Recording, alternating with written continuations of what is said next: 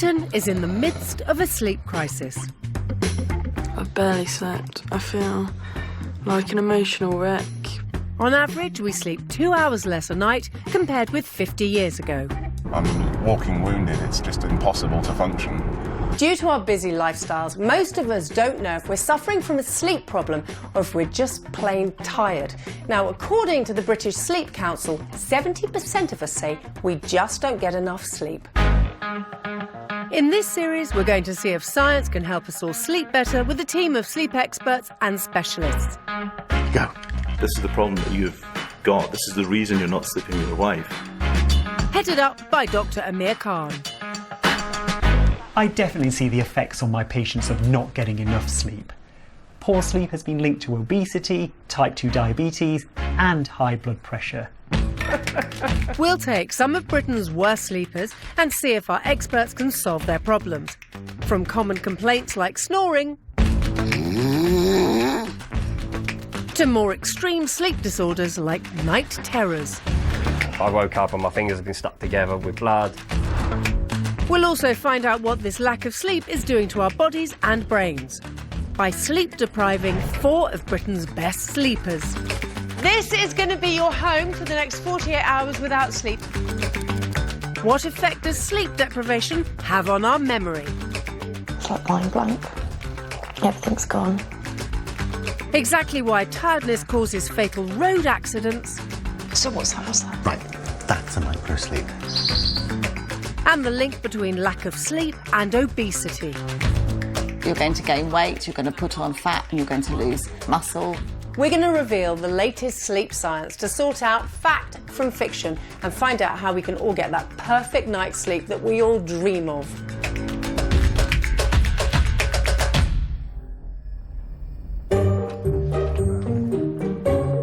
Meet Yvonne from Stafford.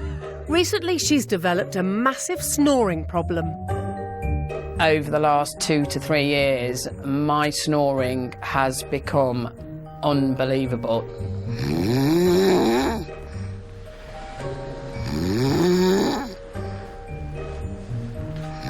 My husband sleeps with massive earplugs in every night, and even through them, he can hear me. Are my earplugs industrialist strength? Heaven. My son, who's across the landing in the 4th bedroom, can hear me in his bedroom with his door closed. This is my mum. She woke me up at 5 o'clock in the morning snoring.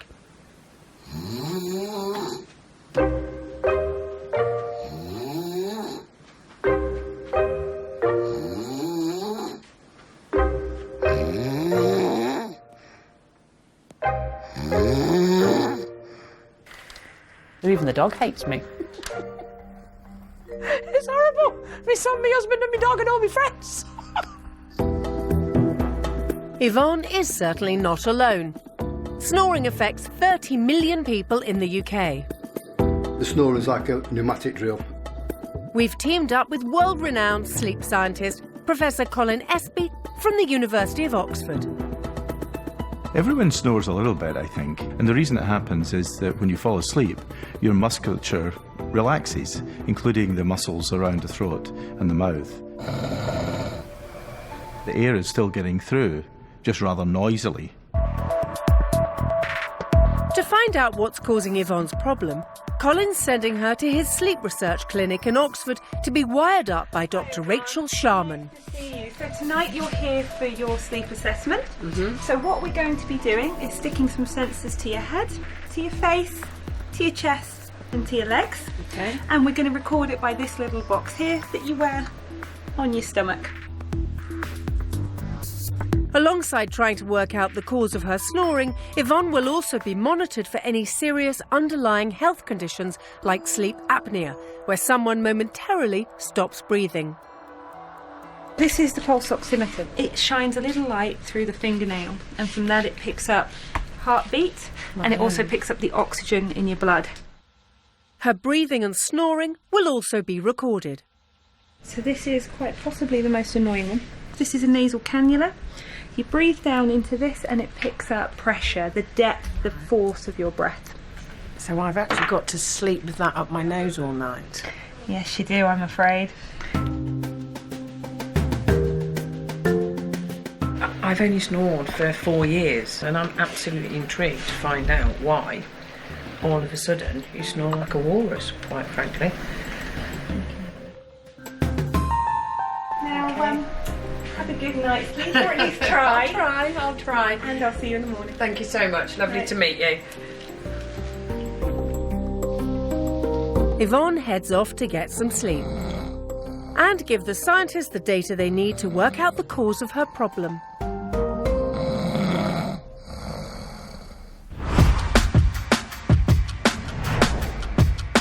To find out what lack of sleep is doing to us and how we can combat it, we're running a major experiment.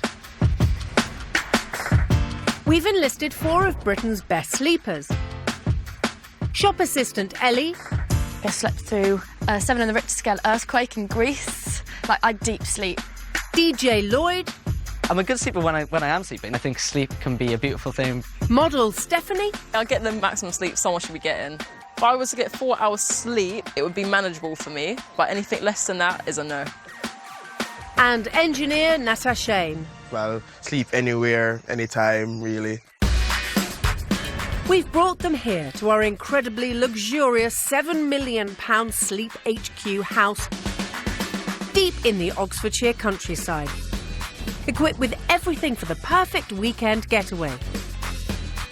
But for people who love their shut-eye, this will be no holiday.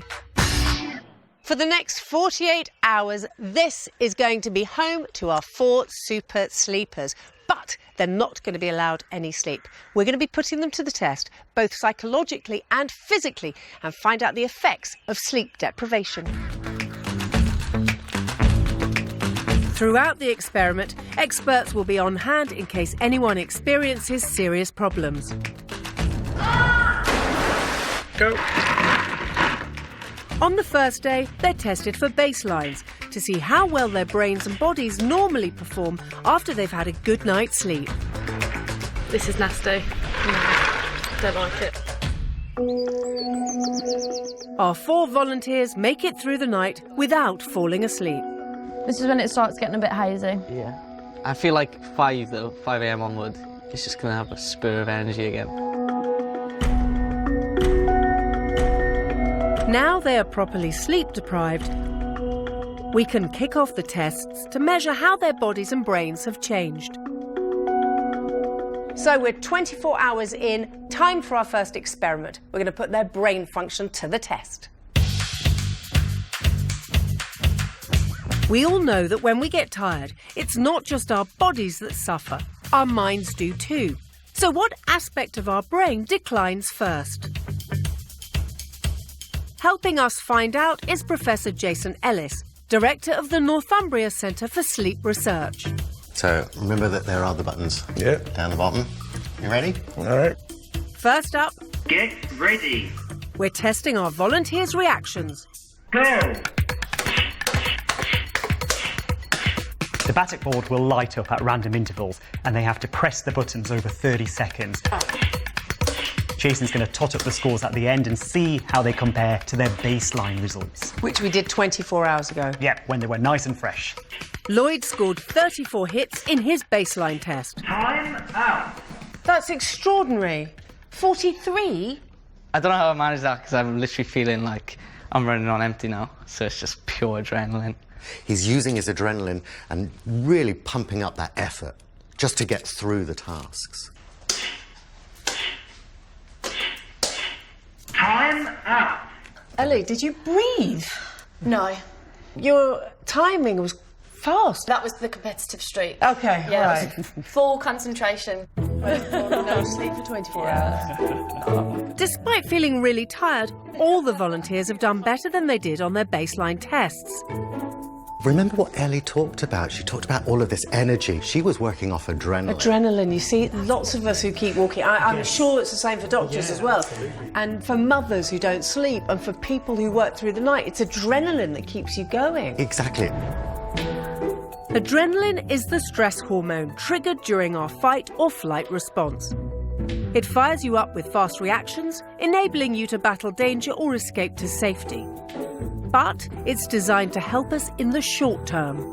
Longer term, too much adrenaline can lead to health problems such as high blood pressure and heart attacks. Time out. So for now, our volunteers' reactions have survived intact. But what about their memories? They have a minute to memorise 20 items on a tray. Jason then removes 10 and they have to remember which ones have been taken away. So, Ellie, if you can tell me what items are missing, and you've got a minute. Okay. All right, go. Flowers, duck. In their baseline tests, Ellie and Natasha both spotted 6 missing items, and Stephanie and Lloyd spotted 5. Red ball. Pink flowers. Do you want to start? All I can hear is a countdown theme tune in my head. It's like mind blank. Everything's gone. Stephanie scored the same as her baseline, but the other 3 have all scored lower.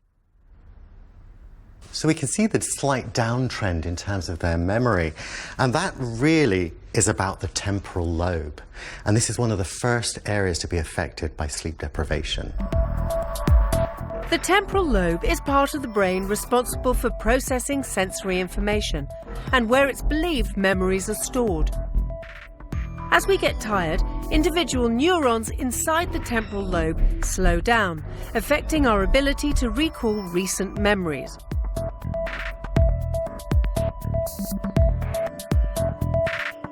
So what's happening when we sleep then? You're working out your memory, so you're determining what do I need to remember from today and how do I turn that into long-term memory. So dementia then must be affected then by sleep? There is a relationship between lack of sleep and risk for Alzheimer's and dementia. Good quality sleep means you consolidate your memories, which is essential for learning new information, as well as better long-term brain health. 8, 9, double word, 18. High score. Yeah. Coming up, Yvonne finds out just how bad her snoring is. Do I? No. And we reveal the hidden cause of many deaths on the nation's roads. That's a micro-sleep.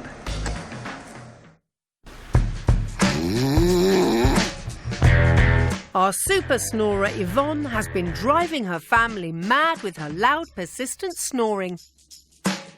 She was wired up to try and find out what's causing the problem and is about to get her diagnosis. But what does she think is at the root of it?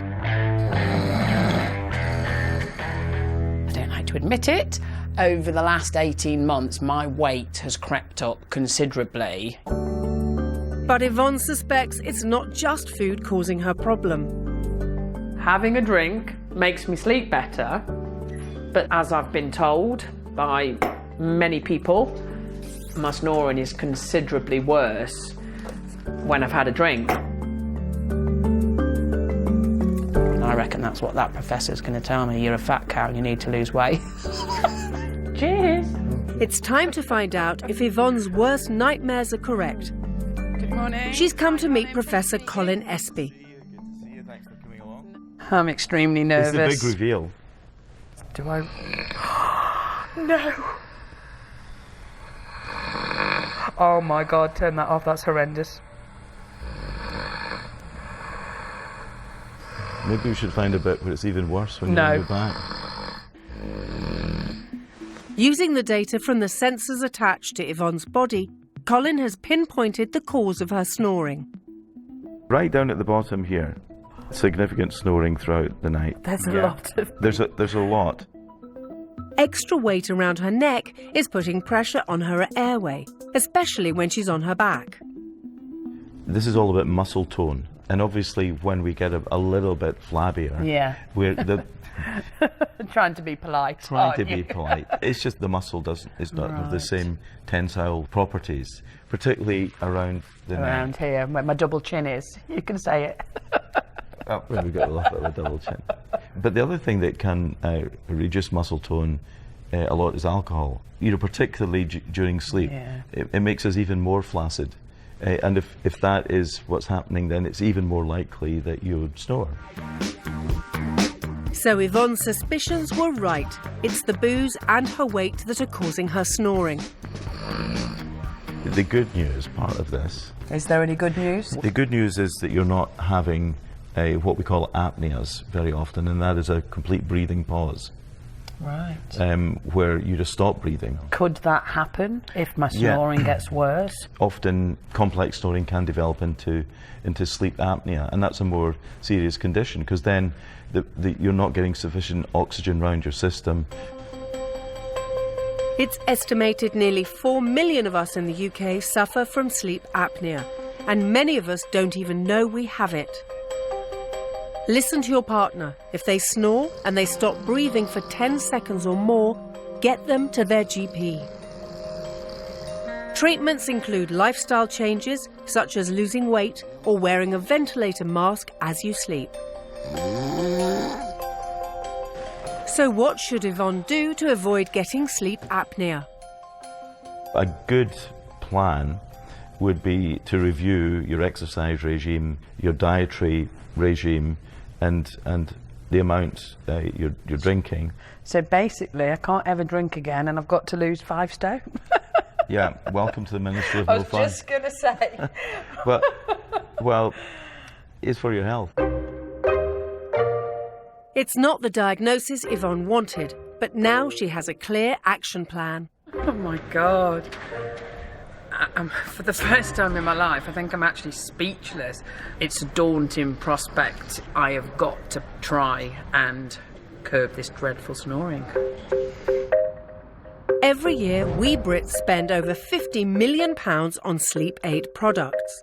For snoring, one of the most popular are nasal strips.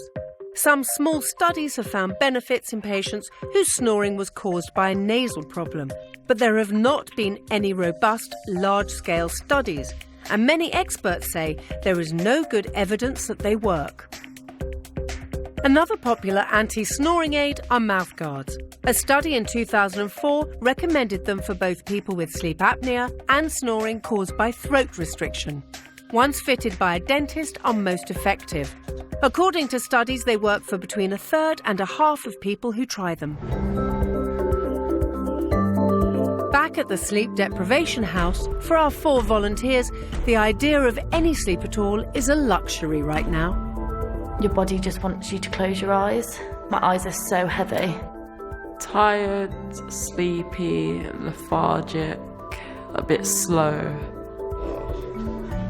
So we're now 29 hours in and we're about to put them to the test, this time behind the wheel of a car. But fear not, not a real car. We've set up a driving simulator and are going to see what effect no sleep has on their driving. Hi Ellie, welcome to the driving task. Try to keep speed around 30 miles an hour. Driver fatigue is thought to be a factor in up to 20% of road accidents across the country. Worse still, these type of crashes are 50% more likely to result in death or serious injury. A sleeping driver won't be able to swerve or brake, so the chances are the impact will happen at high speed. Look, he's doing really shallow breaths, like that. He's trying to keep himself awake.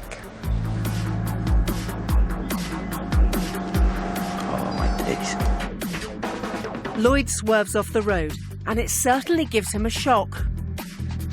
Are you scared by it? I've literally driven in the same kind of mindset, and it's kind of scared me, the kind of damage that it can cause to either other people or myself.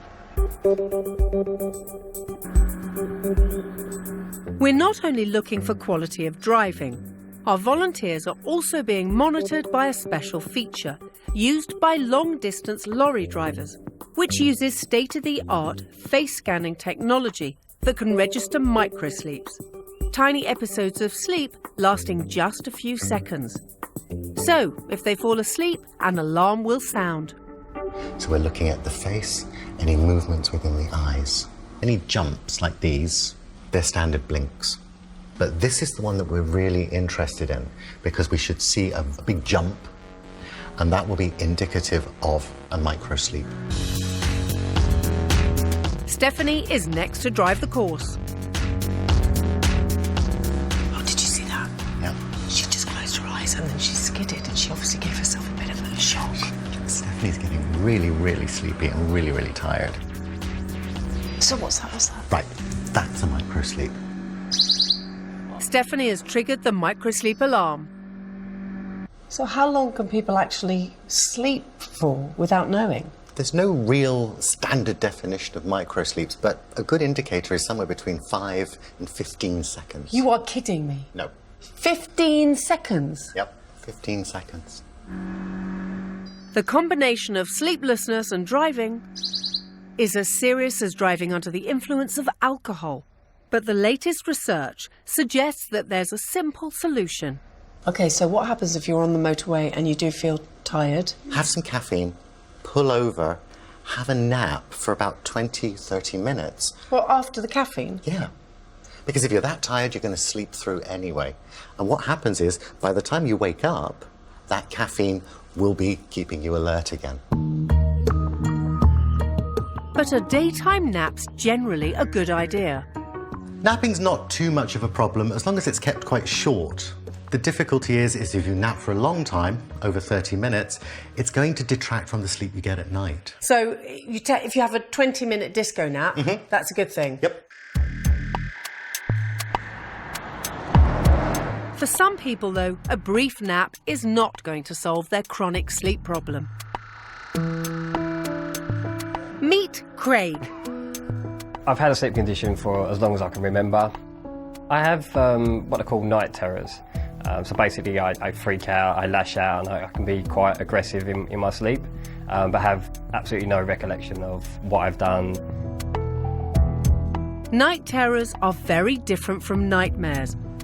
They're similar to sleepwalking, except they can result in thrashing about or extreme panic.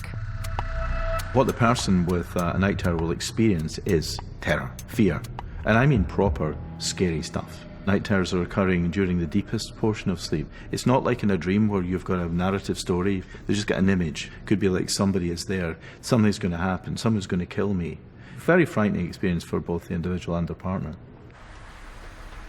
I woke up and my fingers have been stuck together with blood, where I've smashed my hand on the table. My wife said many, many times that, yeah, you know, if she's moved or just made the slightest noise, I've yelped or freaked out or done something. One of the times, he flipped over onto his knees, grabbed me by the arm, pulled me down the bed in no fun way, looked me in the eye and said, "Don't worry, babe, we're in this together." I was just like... This sleep issue is having a terrible effect on Craig's relationship with his wife and daughter. This is mine and my wife's room. I sleep here now, my wife doesn't. It's too awkward and it's too dangerous for me to share a bed with both of them, so we agreed that she'll sleep in there for the time being and I stay in here.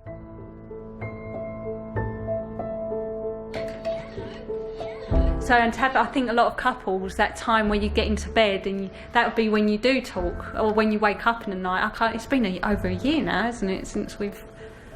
Nearly 2. Yeah, since we've had that. So yeah, it would... I suppose it's just a normal family thing to have that we're missing.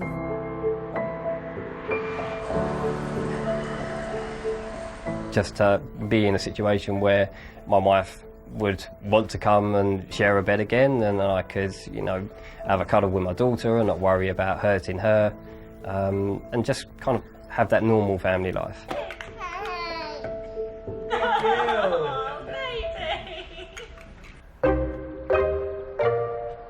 Hi. Hi Craig, nice to meet you. In order to find out what's causing Craig's night terrors, we've sent him to be wired up by Rachel at the sleep clinic. So Matthew, because Craig moves about a lot in his sleep, we just need to make sure that they are nice and flat and stuck on quite tight. Okay? Rachel attaches sensors to Craig's head, which will measure his brain waves while sleeping. He's also attached with sensors on his arms and legs to detect any movement he makes in the night. These electrodes here are for picking up muscle twitches. Are your legs kicking out and waking you up? And that's what's making you get up in the night and ruin your sleep a little bit. Okay, so that's everything we need. You're all wired up and ready for your sleep. So I will take that and go and have a good night's sleep. Thank you. Time for Craig to try and get some shut-eye. Coming up, Craig witnesses his own night terror. Do you remember that at all? And we discover the shocking link between lack of sleep and obesity. You're going to gain weight, you're going to put on fat, and you're going to lose muscle. Go. We're running an experiment to see what happens to us when we are seriously sleep deprived. And helping some of Britain's worst sleepers overcome their problems. Earlier, Professor Espy met with our super snorer, Yvonne.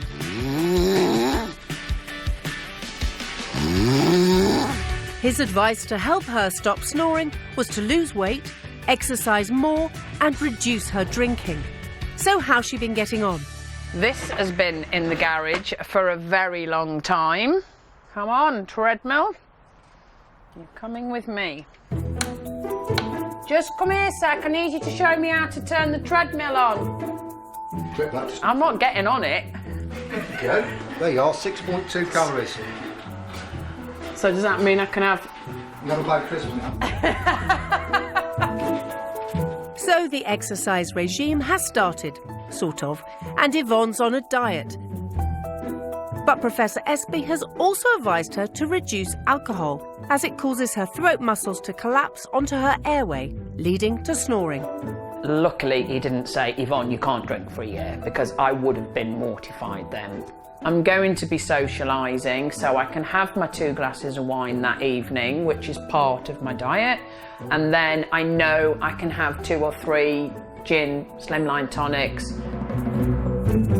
I'm not looking for a miracle. I don't want to be a size 8, absolutely not. I want to feel fitter, I want to look a bit fitter, I want my clothes to fit me, and ultimately, stop snoring.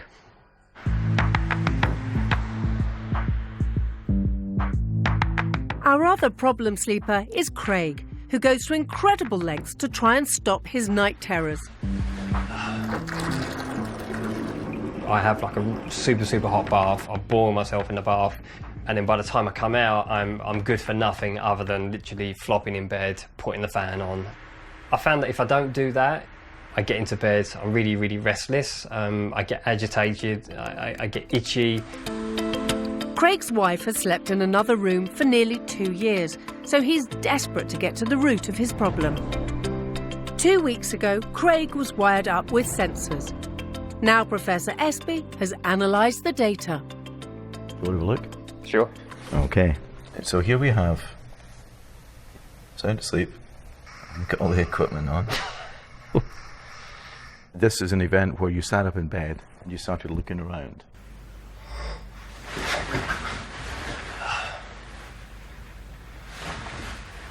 Do you remember that at all? No. People don't usually remember these kinds of events because they're occurring out of deep sleep. What's happening here is you're having this arousal and you go from there to here very quickly, and that's why it can sometimes be distressing. That's exactly what my wife describes. You know, she would move, you know, just ever so slightly, and I would, you know, I would scream like I'm being murdered or being attacked or something. And Deep sleep is a stage of sleep when we're most unconscious. Our heart rate and breathing slows right down and our muscles barely move. But something is disrupting Craig's deep sleep. If we looked at it again, right at the beginning, you would probably see that it starts with a kick. Right. You don't have a sleep problem. You've got a motor problem that's expressing itself during sleep. It turns out that Craig is suffering from a condition called periodic limb movement, which affects around 4% of adults. His leg rhythmically twitches every 20 to 40 seconds when he's in deep sleep. This then triggers his brain to respond by perceiving a threat. And so he has a night terror. So that's the explanation here. This is the reason you're not sleeping with your wife. So we need to find a treatment that focuses on controlling that motor movement better. The treatment that's usually used for this is a medical treatment, it's a drug treatment. It's believed this disorder may be caused by a dopamine deficiency. Dopamine is a hormone and neurotransmitter that plays a part in our movements. Medication can be taken that mimics dopamine, so helping regulate and coordinate movement. But Professor Espy also has a suggestion to prevent Craig's problem happening in the first place. We know the triggering factor is the leg movement, but we know the context is deep sleep. So the best preventative thing you can do is to make sure you're well slept, well rested. Yeah. Give yourself permission. You go home and say, oh, Professor Espy said I could go to bed as early as I like, sleep as much as I like. Golden ticket. Yeah. Alongside considering medication, Craig needs to get more sleep generally. Then his body will be less likely to go into deep sleep. For most people, deep sleep is beneficial, but in Craig's case, minimising it could help reduce his symptoms. To have a diagnosis that really, homes in on exactly what it is and why is great.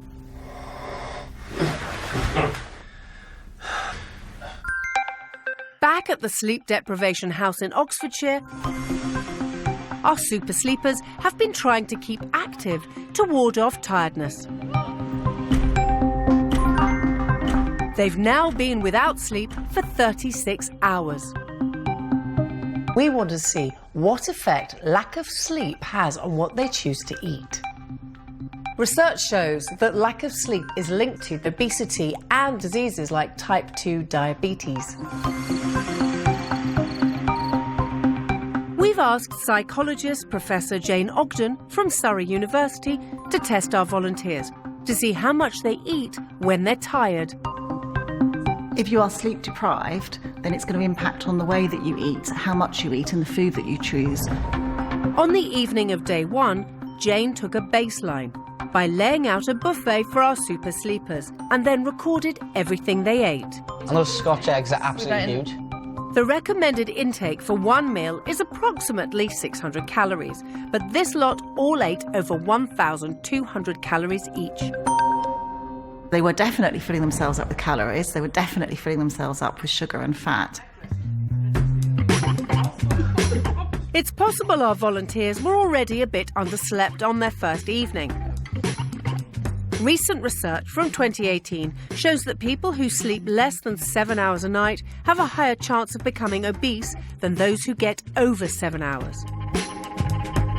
And that's because when we get tired, 2 key hormones that regulate eating are disrupted. Ghrelin stimulates your appetite and leptin tells us when we're full. As we get more tired, we produce more ghrelin and less leptin, and that means we eat more. But that is when we're just normally tired. So we want to see how much this lot eat after 36 hours of no sleep at all. Jane's put out an identical buffet. Turn of the Scotch eggs, guys.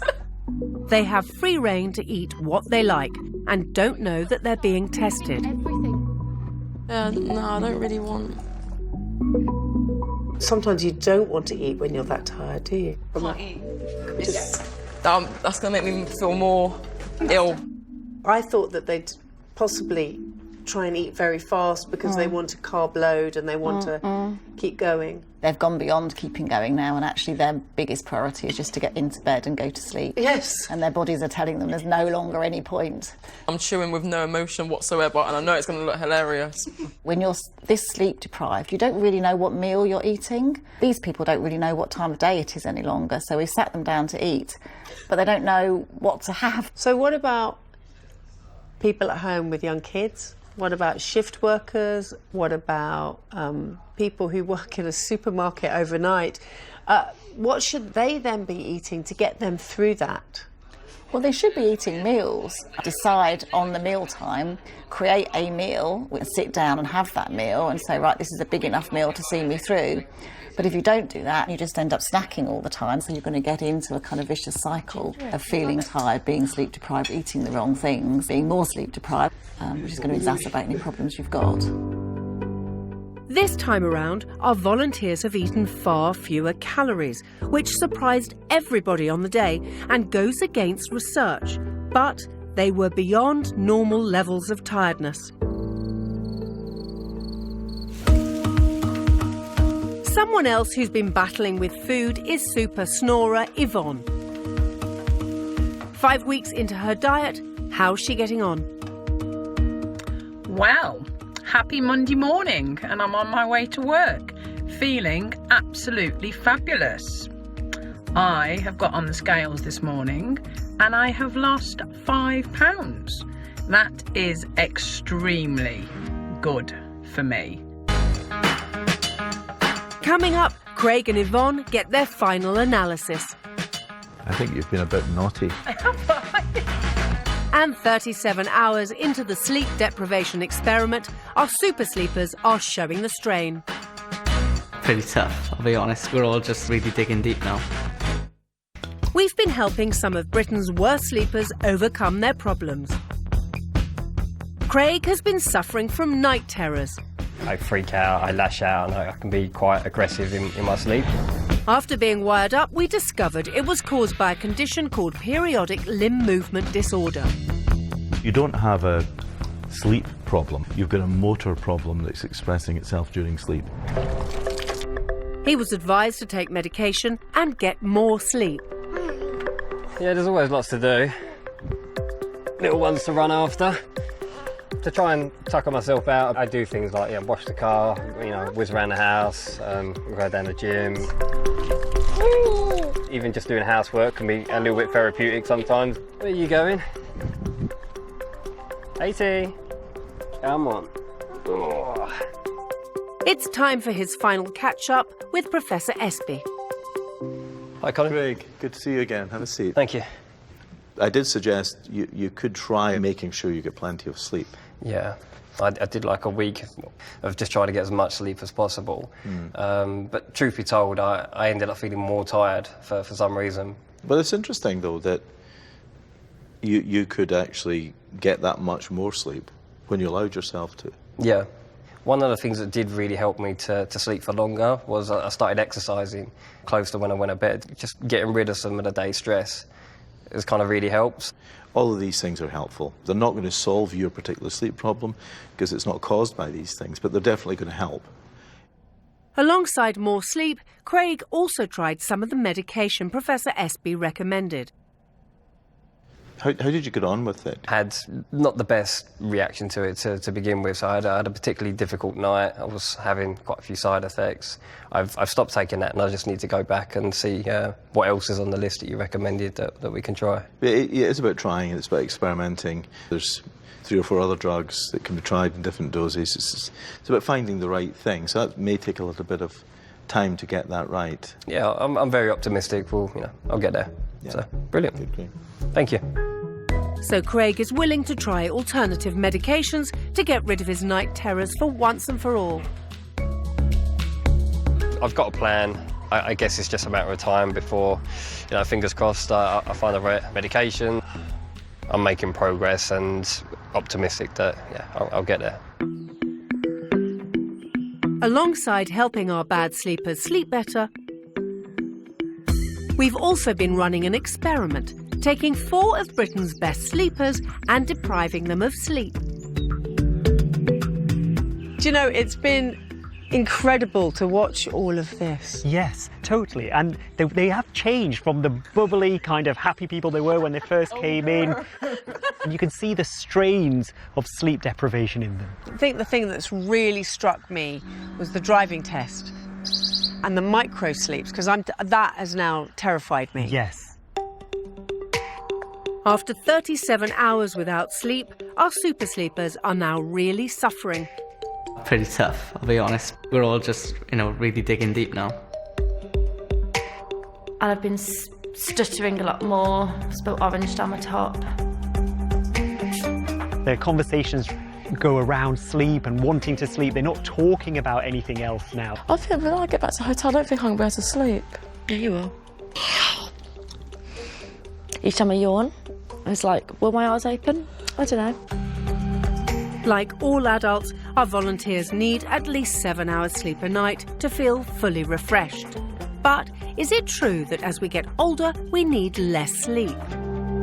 That's the myth that I've always heard, is the older you get, you don't need sleep. When you get to an older adult, parts of the brain that cover the drive to sleep and our body clock, they start to break down a bit. And so we're more vulnerable to sleep problems when we get older. And I think that's where some of the myth has come from, that we need less sleep, because a lot of older adults are suffering from sleep problems. So when it comes to older people then, and they are getting less sleep, what can they do to get more sleep? Well, keeping regularity of sleep schedules is actually really important. If you're going to bed at the same time and you're waking up at the same time, what that does is it keeps the system in place. But even the best system won't work if someone else in your house is keeping you up all night. Our super snorer Yvonne has been making life miserable for her husband and her son. This is my mum. She woke me up at 5 o'clock in the morning snoring. 8 weeks ago, she was advised to lose weight, take more exercise and drink less alcohol. And now it's time to meet with Professor Espy to see if she's managed to do enough to stop snoring. Hi Yvonne, it's good to see you again. Good to see you as well. Yeah. I've got lots of good news to tell you. Have you? Treadmill's come out of the garage. I've joined a slimming club. So, yeah, I feel much better. How much weight have you lost? I have lost 7 pounds, which is half a stone. Well done. That's you. not easy. I'm not going to say I've given up the alcohol, but drinking it in moderation. I've Googled drinks with less calories, and a good old gin and tonic's got far less calories than a glass of Prosecco, and I was the Prosecco queen. I'm not concerned about the calorie content of alcohol so much as the direct effect it has on your muscles. Yes. Yvonne says she feels better, but has she had better quality sleep? Over the last few weeks, she's been keeping a sleep diary and wearing an actigraph, a watch monitoring her sleep. Colin has analysed the data. I think you've been a bit naughty. Have I? In what way? You haven't worn the actigraph over the weekend. I forgot to turn it on. Maybe a little guilty pleasure over the weekend. I didn't want you to notice. I noticed everything. You're getting anything between 7.75 hours sleep. 7.5 hours, to my mind, is quite a long. A long sleep, a good sleep. Does this mean Yvonne's snoring has reduced? My husband's managed probably 4 nights this week in the same bed as me. My son had one of his football friends stay over. He did come in and whispered, "Mom, you never snored. Well done. I'm so proud of you." Well done. Thank you so much for your advice. Pleasure. Thank you. Dead chuffed that he's pleased with me. The outcome isn't that I've completely stopped snoring, but it is certainly a whole lot better than what it was. I've not heard my mum snoring for like 4 days from my room. She's doing amazing.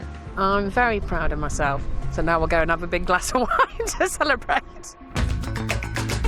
Next time, can new research help us cure a chronic insomniac? I've been following the advice very closely, and the quality of sleep is the bit that really has surprised me most. Why late-night gambling might be a bad idea. When we're sleep deprived, we're more likely to take risks. I put oil in, I lost everything. And 38 hours into the experiment, our super sleepers hit breaking point.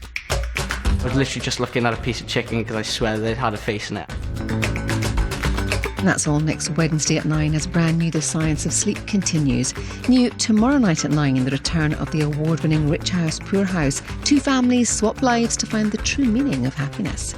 Next tonight, a crime that devastated a community and left the nation in shock. We look back at the events that led to the arrest of Ian Huntley and 5 mistakes that caught.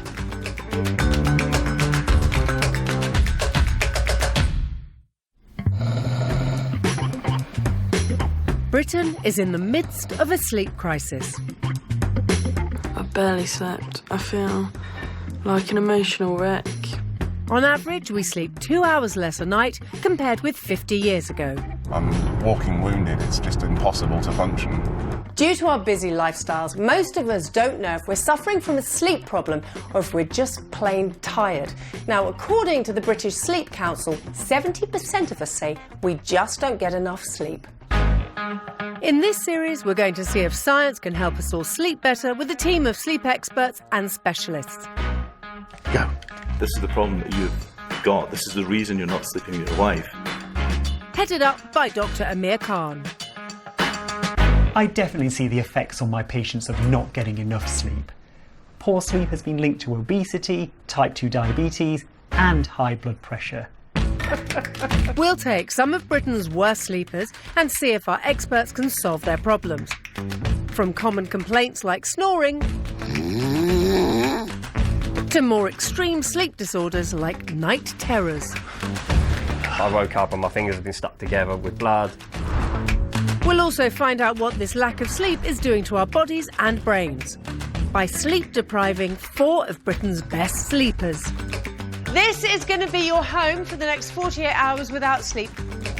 This time we're testing whether lack of sleep makes us more likely to gamble. Hey, my G! And does it reduce our resistance to pain? And find out why poor sleep plays havoc with our emotions. Mentally, it's been really hard. There's been times where I literally just felt like literally breaking down, which is really strange for me. We're going to reveal the latest sleep science to sort out fact from fiction and find out how we can all get that perfect night's sleep that we all dream of.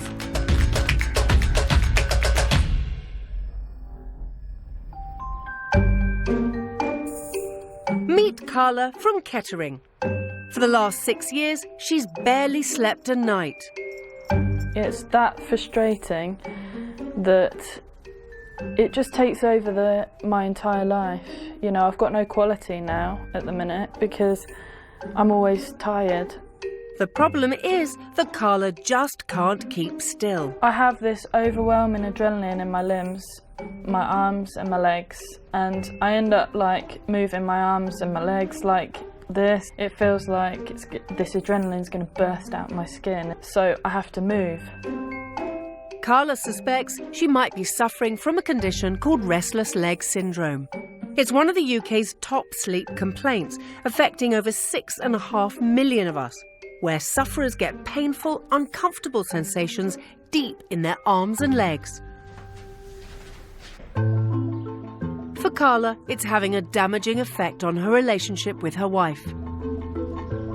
The truth is that she wants to be in a separate bed to me at the minute. And that's not easy. I just want to be able to sleep like normal people.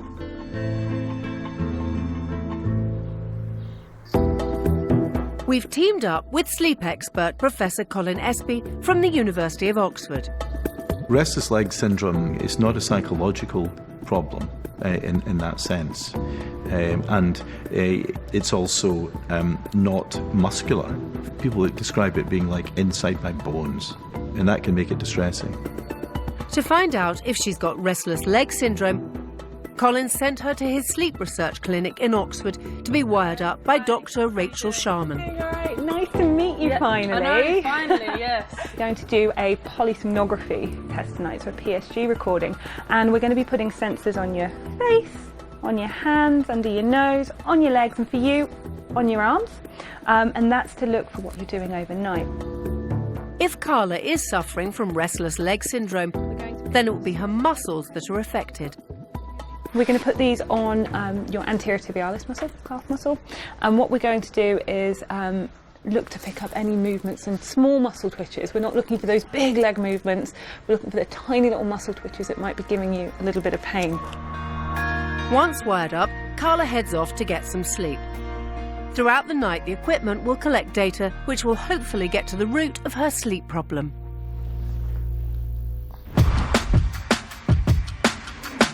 To find out what a lack of sleep does to us and how we can combat it, we're running a major experiment with 4 of Britain's best sleepers. Shop assistant Ellie. I slept through a 7 on the Richter scale earthquake in Greece. Like, I deep sleep.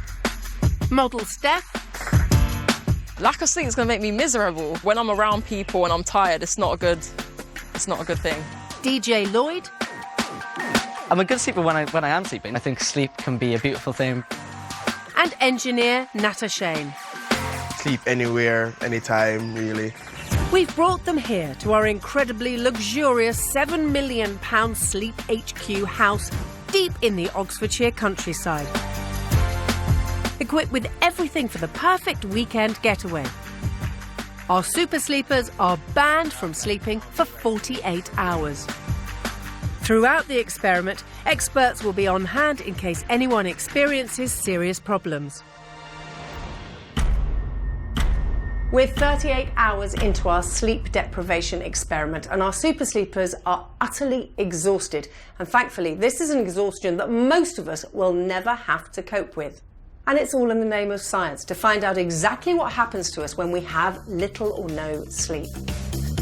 So far, we've seen that our memory is one of the first things to be affected by a lack of sleep. It's like going blank. Everything's gone. That it's tiny micro-sleeps we're often not aware of that make driving on little sleep so dangerous. And that there's a strong link between overeating and poor sleep. You're going to gain weight, you're going to put on fat, and you're going to lose muscle. Now we're testing something you wouldn't automatically associate with lack of sleep. How it affects risk-taking. Research has shown that between the hours of 10 p.m. and 3 a.m, we're more likely to place online bets. Now, is this something to do with our avid nighttime gambling obsession, or is it more to do with our sleep-deprived brains? It's late in the evening, and psychologist Jason Ellis has set up a mini casino. Now, what's interesting is studies have shown that when we're sleep-deprived, we're more likely to be impulsive and we're more likely to take risks.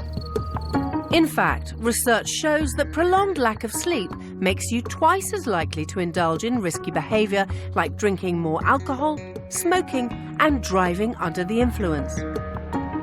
So how will our group act now they're 38 hours without sleep? Jason has set up a roulette wheel with a difference. We've doctored it. So what we've got here is 2 colours, so only 2 choices. They've got red, which is less on the board, but the rewards are greater. Black, there's more chance of getting a black, but the rewards aren't so great. So, will our super sleepers go for the risky red or the safer black? They're all given 100 chips and will play 4 rounds. So if you were to put 2 chips on black, you'll get 3 back. But if you put 2 on red, you'll get 6 back. So red, less chance, but bigger reward. They first did this test 24 hours ago when fully slept. Ellie was the biggest risk taker and won the game, whereas the others all played safe. Jason will compare tonight's results against this baseline. Right, Jason, can I start? Yep, absolutely. Round 1, and Steph, Nata Shane and Lloyd all go for risky red. Ellie plays safe and goes for black. And this time, the risk takers win. Right, are we ready for round 2? I promise I'll make it a better spin this time. This time, 3 super sleepers play it safe with black. Natasha goes for red. It's red. Oh, look how much I've done. Are we ready for round 3? Yeah. Go for it. Okay. Lloyd places all his chips on black, a sure sign of risky behaviour. Black. Red, red, red, red, red, red, red. Black. Lloyd's gamble pays off. That's a lot. 129. Ka-ching. This is going to take me a while to count, so... This time round, they do appear to be taking more risk. And it's likely to be down to a part of the brain called the prefrontal cortex. which controls decision-making and impulsiveness. As we become more sleep-deprived, the amount of sugar or glucose reaching this part of the brain reduces, slowing its activity. This means we have less energy to think things through properly, increasing risky behaviour. It's the final round. Let's see if this last chance to win brings out some high-risk gambling. I love doing that. Ellie's played safe, up until now. She puts all of her chips on risky red. Black. Hey, my G. I told you I was hungry. I put all in, so I lost everything. So disaster for Ellie. But overall, how did our group's behaviour compare against their baseline? They're betting bigger and harder this second time round. Some of them are making decisions which are twice as much in terms of the chips that they're putting down than they were previously. Compared to their baseline levels, Natasha, Stephanie and Lloyd more than doubled the amount of chips they bet, clearly indicating an increase in risky behaviour. What other decisions might people make when they're tired that they shouldn't be, really? Well, we're looking at decision making here, so it can affect every part of your life that's involved in decision making, home and work. A recent online survey has revealed there's a 30% increase in online shopping between the hours of midnight and 6 a.m, when we're most likely to have lowered inhibitions and make poor decisions due to lack of sleep. Studies also show that when we're tired, we're more likely to give in to these impulsive desires and buy things we don't need. The advice is to leave purchasing decisions till the morning. We've all heard the saying, sleep on it, and that's usually referring to some decision or other. And I guess this goes to show that's true. Coming up, Carla is faced with the reality of her sleep problem. So that's me trying to calm my arms down by the look of it. And we reveal why lack of sleep can be painful.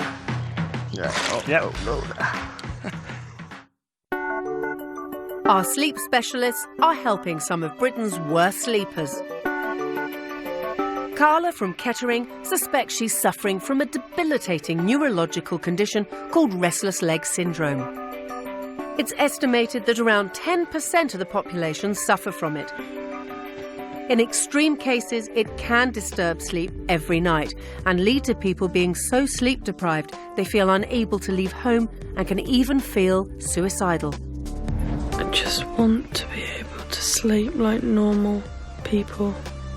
Now, she's desperate for a solution, so we wired her up for a night to find out what's going on. Professor Colin Espy has assessed her data, and now it's time for the results. Ideally, I'm looking for just someone to say, this is the condition that you have and this is what could potentially help you. To have some sort of resolution to that would be the ultimate thing from today. Life-changing. And we're going to talk a bit about your sleep and what your test results showed. Yes, fingers crossed there's something. The first thing that you filled in, you probably remember this, restless legs. Rating scale. A lot of these 10 items you scored as severe or very severe. Like how often you get these symptoms in your arms and legs. In fact, your score on that test is 32, and a score of 31 to 40 is classified as very severe. Right. And it seems that the problem is the restless leg syndrome. Colin has also analysed data from a specialist sleep monitor Carla has been wearing at night. It records sleep patterns and the amount of time spent awake. You get a lot of movement in your arms as well as your legs. And you can see on this third night that there's so much movement going on that it's a struggle actually to get to sleep that night. Yeah, definitely. I mean, that's probably the sort of typical night where I'm awake most of the night. Then I've also seen nights when you clearly couldn't get to sleep in the first place. Yeah. And you were just sitting up in bed. Here's a night that you just trying to pass away the time. It's 1:15 in the morning. You can't get to sleep. Carla eventually falls asleep, but after only an hour, she's up again. So that's me trying to calm my arms down by the look of it. I punch my limbs a lot, and that again, it's temporary. It doesn't last long. Colin thinks he knows what might be causing her restless legs. Movement data collected from the sensors placed on her muscles show something interesting. You can see here along the bottom, these marks here are muscle movements. Right. And they're like jerky movements in your legs and in your arms. So as well as the restlessness that's occurring, which makes you feel uncomfortable and makes you feel you need to move around, there is also this pattern of, in your sleep, involuntary kicks or jerks that are happening. The abnormal sensations associated with restless leg syndrome can be caused by a number of factors. For some, it's genetic, or it can be a complication from conditions like anemia.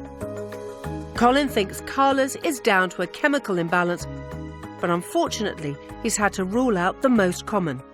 Some people with these restless leg syndrome problems have got iron deficiencies. In your medical records, it has been tested and you were fine. But Colin does think she has low levels of the hormone dopamine, which is produced in the brain. It helps coordinate movement by carrying messages between the brain and nerve cells in muscles. If the amount of dopamine is reduced, it can lead to involuntary movements like Carla's. The usual treatment we use for this kind of condition is something called a dopamine agonist, which is quite a powerful medication. The drug works by boosting the levels of dopamine in our system, so it should help reduce the symptoms of her restless leg syndrome. Colin pretty much validated the reason why I'm feeling the way I'm feeling is because I have this condition, and he is willing to help me in trying to find a resolution for that, so I feel really positive. Back at our sleep deprivation experiment, our super sleepers have now gone without any shut-eye for 42 hours. There's less than 6 hours to go now, and we've caught some of them almost nodding off. So we're going to do something that should shake them back to their senses. We're going to test their pain thresholds. Studies suggest that being tired reduces our ability to cope with pain. One of the chief complaints people come and see me about as a GP is pain. Specifically chronic pain that's been there for 3 months or more. And we know that pain and sleep have a very complex relationship.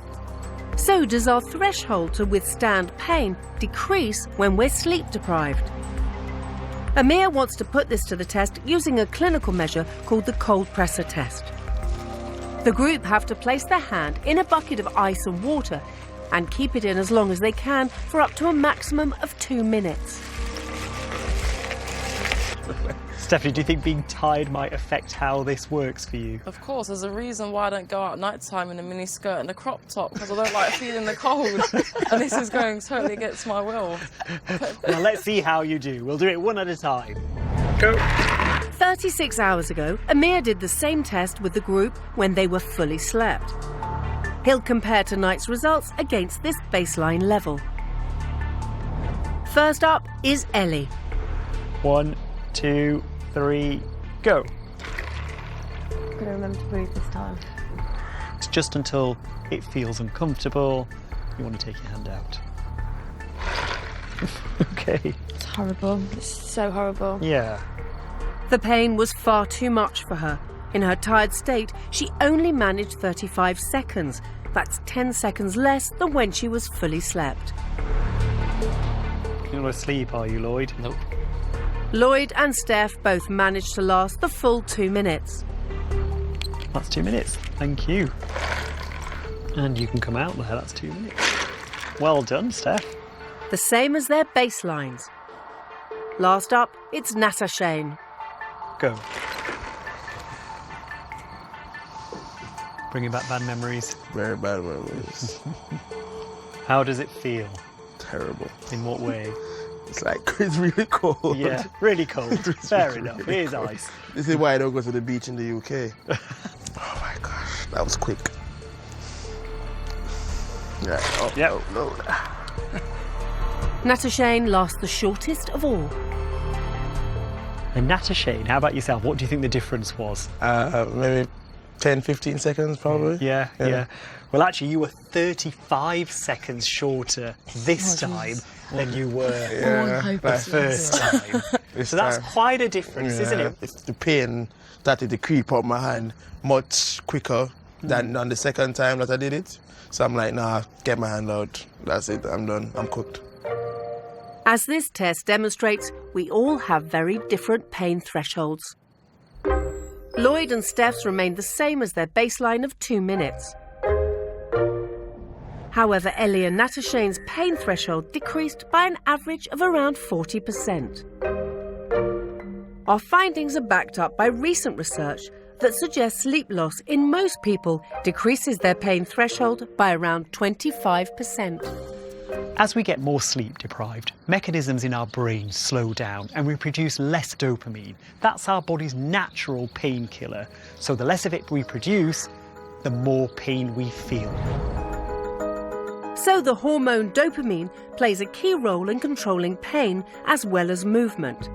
But producing less of it is not the only reason we feel pain more when we're tired. Pain is processed in a part of the brain called the parietal lobe.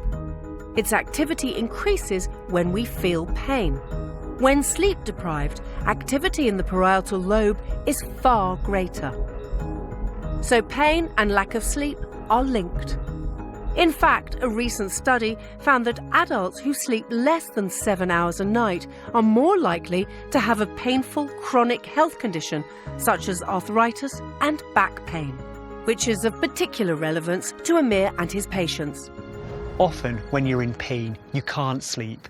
And when you're awake at night, you're worrying about that pain as well. And it's a bit of a vicious cycle. So if I can help you with your sleep, it may go some way in helping with your pain. Most of us aren't getting anywhere near the recommended 8 hours of sleep a night. And some use the weekends to binge sleep in order to catch up on those lost Zs. But does it really work? Professor Jason Ellis from Northumbria University is a psychologist who specialises in sleep. On a personal note, I used to wake up at 3:30 to do an early morning job. Yep. So I then would binge sleep on a Friday night and lie in on a Saturday and always felt awful. Yeah. And the reason you felt awful is because your body's already got into that rhythm in the week. And then suddenly you broke the rhythm. You've played around with the body clock and the drive to sleep. So it doesn't know where it wants to be. Keeping a regular schedule is really important to keeping those feelings at bay. Sticking to a regular sleep schedule is something some of us can only dream of. Insomnia is the most common sleep problem in the UK, affecting over 1/3 of the population. Peter is one of them. For about 20 years now, I've really suffered with sleep issues. It goes back to around about 2000, 2001. Went through a divorce, which was quite harrowing at the time mentally. Peter has a high-pressure job as a sales director and regularly finds himself sleeping for only 2 to 4 hours a night. Like any sales job, there are daily targets, monthly targets to achieve. By day, you're dreaming about a number and to achieve that number. And at night? And at night as well. Peter's insomnia is not just affecting his work, it's also affecting his family life. I mean, it's maybe not nice to say, but when Peter would come home and say he's tired, the impact would be, yes, on everybody. I'll see my son desperately trying to put his shoes on, but I'm thinking I need to put the shoes on because it'll get to the result quicker, but he needs to learn how to put his shoes on. So as I get more fatigued, I find myself having less patience. No.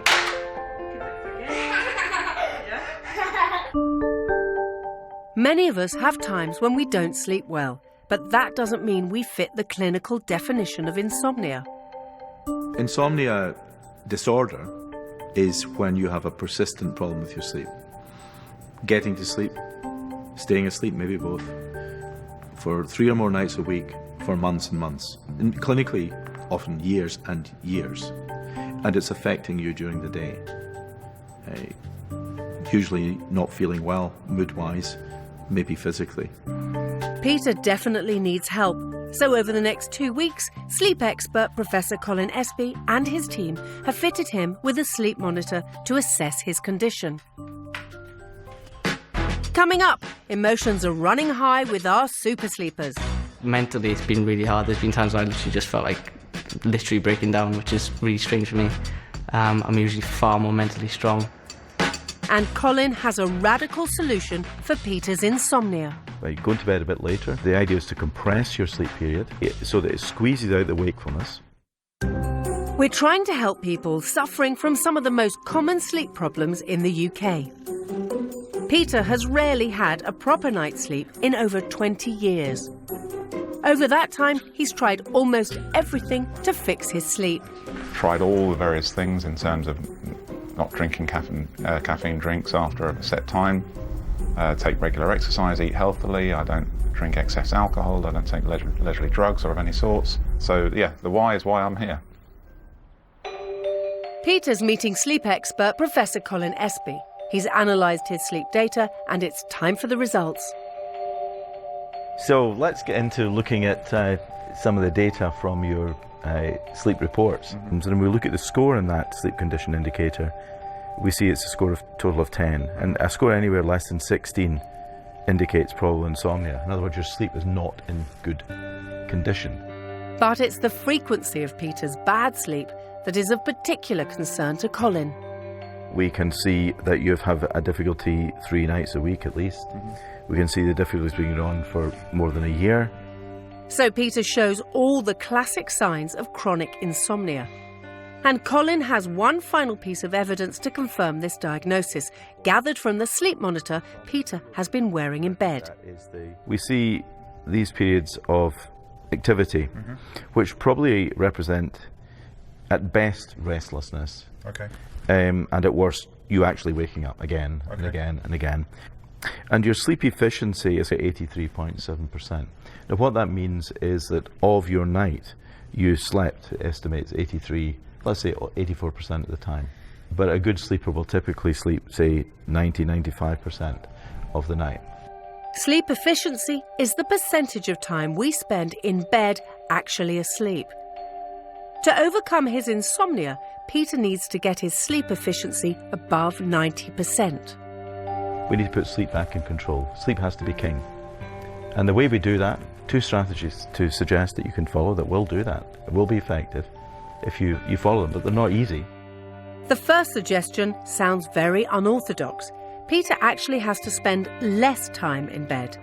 It's a technique called sleep restriction. By going to bed a bit later and or getting up a bit earlier. The idea is to compress your sleep period so that it squeezes out the wakefulness and then encourages sleep to dominate quicker. Okay. But that's counterintuitive. It is counterintuitive, but it puts pressure on sleep to recover. Studies show that sleep restriction significantly reduces fatigue and increases the efficiency and quality of your sleep. Colin's second strategy is as bizarre sounding as the first. Yeah, actually, I'm going to bed tonight later than usual, and I'm just going to put the light out and lie and try and stay awake a little bit longer. And each time you feel your eyes closing, as they will, you say to yourself, no, just another half a minute, and resist sleep gently, and you will fall asleep. When you're trying to stay awake. So Peter's treatment plan is to restrict his sleep and stay awake even when he feels tired. And finally, he'll be doing an online cognitive behaviour therapy course to help him change any negative thoughts he has about his sleep. For him to suggest that this could be something that would result in some better night's sleep after suffering with this for more than 20 years, I'm flabbergasted. Every year, we Brits spend over £50 million on sleep aid products. For insomnia, the most popular are aromatherapeutic products such as lavender or valerian.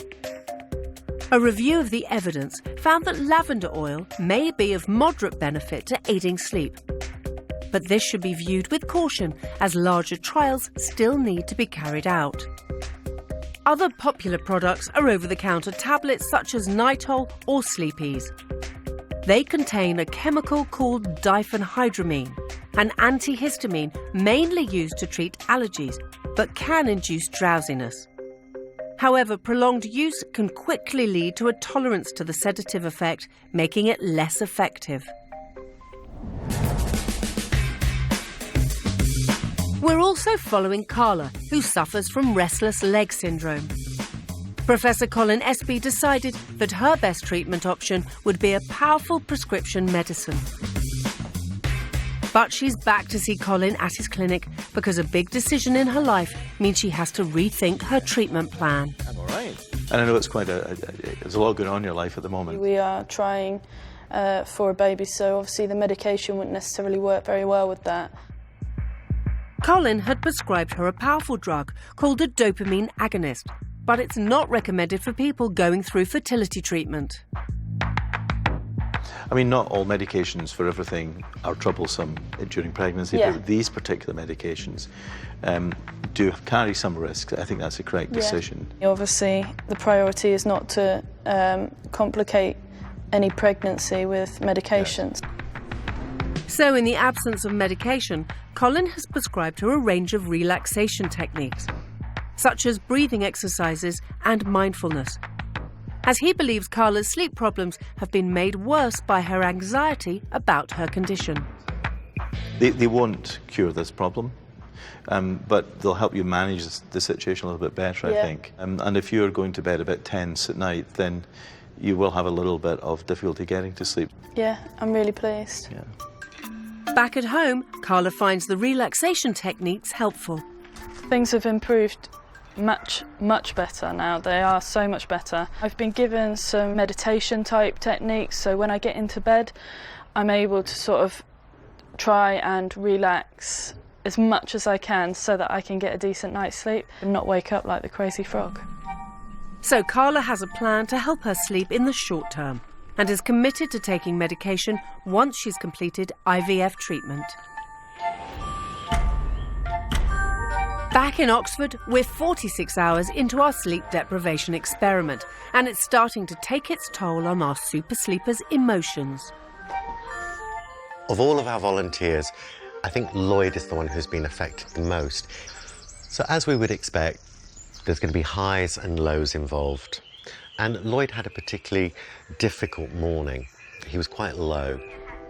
He began to withdraw and distance himself from the rest of the group. Today was easily the worst day of the two. Mentally, it's been really hard. There's been times where I literally just felt like literally breaking down, which is really strange for me. I'm usually far more mentally strong. Psychologist Professor Jason Ellis became concerned with Lloyd's change in behaviour. And this morning, I was, for the first time ever in doing any task, I was generally contemplating just packing it in, which is honestly a first for me. Anyone that knows me knows that I give everything 110%. But after a long talk with Jason and the group, Lloyd decided he wanted to try and continue. But yeah, it's been such a weird experience, like next level strange. The others are also feeling the strain on their emotions too. I kind of needed to be on my own for a little bit, just to kind of give myself little pep talks in the bathroom. I've noticed that the lows have been longer, and the high points where I get a little burst of energy have been much shorter. Why, when we're so tired, do our emotions go into overdrive? And what we've seen is that both positive and negative emotions, they've skyrocketed. Now, the reason for that is because of something in the brain called the amygdala. The amygdala is the part of the brain responsible for controlling our emotions, such as fear and pleasure. Even one night of sleep deprivation, let alone two, is going to result in an overdrive in the amygdala. It goes into overaction and therefore heightens every emotion that we've got. So, what's the best sleep for your mind? Sleep's made up of two main bits. Slow wave sleep, which is good for the body, REM, which is great for the mind. What happens over the course of a night is you'll have the most of your slow wave sleep will happen in the first third of the night. And the last third of the night is when you capitalise on REM. To ensure you maximise REM sleep, try and get to bed at the same time each night and allow for at least 7 hours to pass before waking up. Over time, your body should acclimatise to the schedule and you'll get far more mind-benefiting REM sleep. Someone who can only dream of some refreshing deep sleep is insomniac Peter.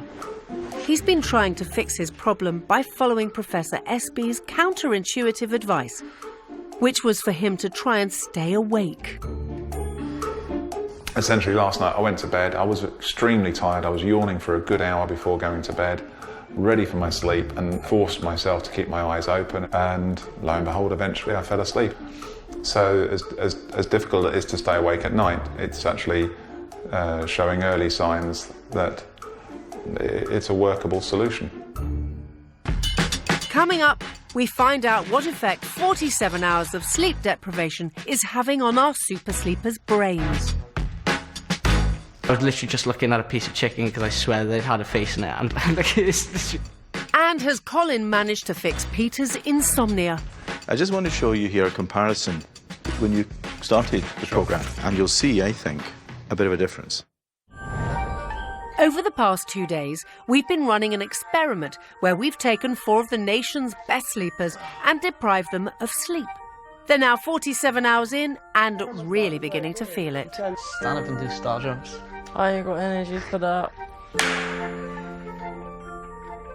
Total exhaustion. I've really got to think about every word that I say. It's okay, it's all right. I was literally just looking at a piece of chicken because I swear they'd had a face in it. Oh, that makes sense. Lack of sleep is obviously having a very strange effect on their minds, so we're going to put them to the test one last time. We're going to see how sleep deprivation has affected their brain function. Get ready. When they last did this 24 hours ago, they did surprisingly well in the reaction tests. That's extraordinary. 43? I don't know how I managed that because I'm literally feeling like I'm running on empty now. But Jason had a simple explanation. He's using his adrenaline and really pumping up that effort just to get through the tasks. However, their memory did start to deteriorate. It's like mind blank. Everything's gone. So how will they fare now, 47 hours into the experiment? Get ready. Go. First up, reaction times. How quickly can they hit the flashing buttons in 30 seconds? When they did this 36 hours ago, Steph came last with 22 hits and Atashane topped the board with 36. Time up. Yeah, our reaction is slow. And now memory. Jason shows them a tray of 20 items, which they have a minute to memorise. Are you ready? Yep. Okay. He then takes off 10 items and they have to remember what's missing. There is so much more on here. Yeah, I don't need more. We're done. That's what I can actually remember. Okay, yeah. Well. Jason has calculated the results. How did they do with the reaction times? Remember, they seem to all get better at that second Yes, that's point. right. Well, we're seeing a curve. They started out, they got better, presumably because of the adrenaline, and now they're all cascading down. 47 hours in, there's no adrenaline left. There's nothing to play with.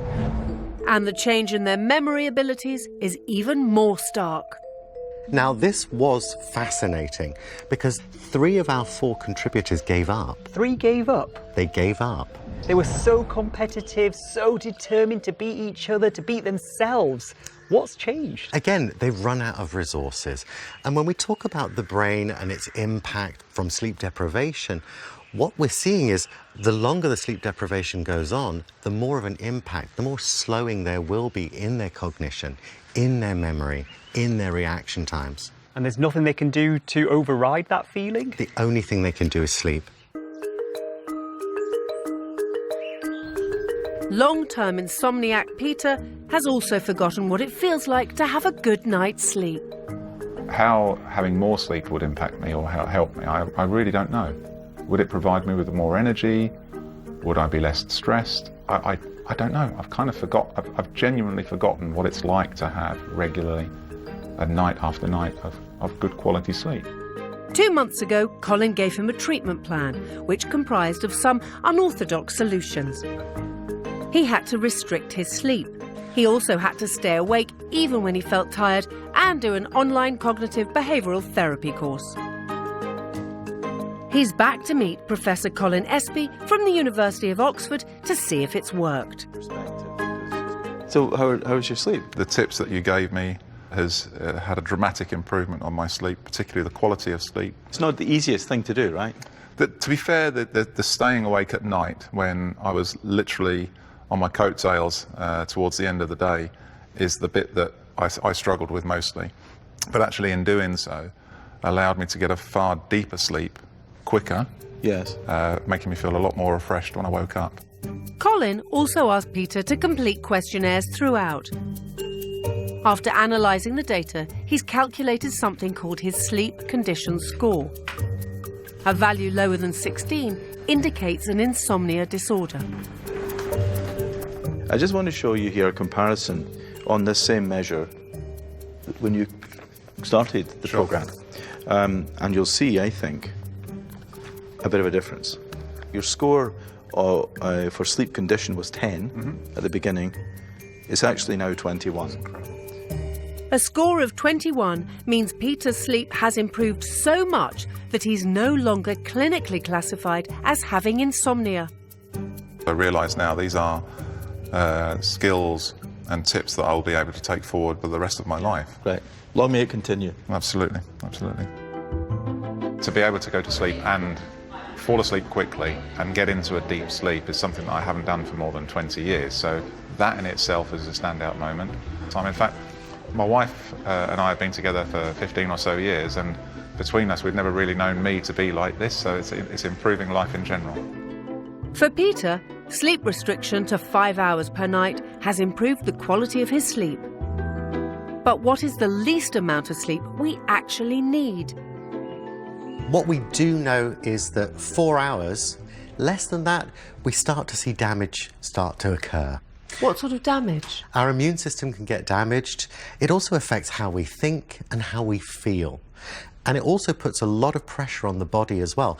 Let's think about what sleep does. Any damage that we've had during the day, that's going to get fixed at night. And so without that level of sleep, those things are going to carry on being damaged. And that's going to lead on to the next day and the next day. Over time, this is why we see a relationship between not enough sleep and poor health.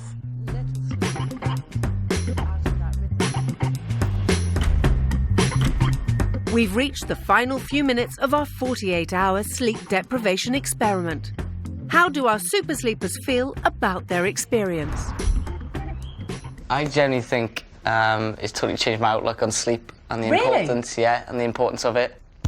I'm falling apart now, doing this to myself. Lack of sleep is no concentration, mood swings. You're hungry, then you're not hungry. You're tired, then you're not tired. At one point, I was like calling Lloyd, Larry, or something like that. It's just... It's 8 o'clock. We've done it. You've done it. Take off your mics, rip off your bras. And guess what? You can sleep. Yes. Our 4 super sleepers have put up a good fight against the effects of extreme fatigue. But it has affected everything from their memories, eating habits, tolerance to pain, risk-taking, and their moods. Scientists are learning more and more about how wide-ranging the effects of being tired are, from every aspect of our behaviour to our nerves and our hormones.